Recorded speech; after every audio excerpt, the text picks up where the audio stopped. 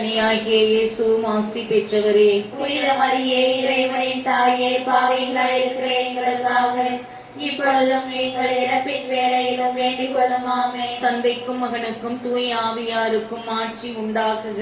தொடக்கத்தில் இருந்தது போல இப்பொழுதும் எப்பொழுதும் என்றென்றும் இருப்பதாக. ஆமென். மாட்சியின் மறையுண்மைகள். முதலாவது, இயேசு இறந்த 3 கல்லறையில் தேடுவது. அவர் அங்கே இல்லை. ஆம், உழைத்தார். இயேசு உயர்ந்த பின் சீடர்களுக்கு தோன்றி, உங்களுக்கு அமைதி உரித்தாகுக என்றார். நாமும் நம் வாழ்வில் கடவுளின் பரலோகத்தில் வீற்றிருக்கின்றார்.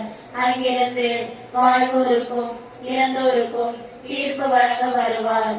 தூய ஆவியாரை நம்புகின்றேன். புனித கத்தோலிக்க திரு அவையை நம்புகின்றேன். புனிதர்களின் உறவு வச்சிப்பை நம்புகின்றேன். பாவ மன்னிப்பை நம்புகின்றேன். உடலின் உயிர்ப்பை நம்புகின்றேன். நிலை வாழ்வை நம்புகின்றேன். ஆமென். விண்ணுலகில் இருக்கின்ற எங்கள் தந்தையே, உமது பெயர் தூயதென போற்ற பெறுக. உமது ஆட்சி வருக.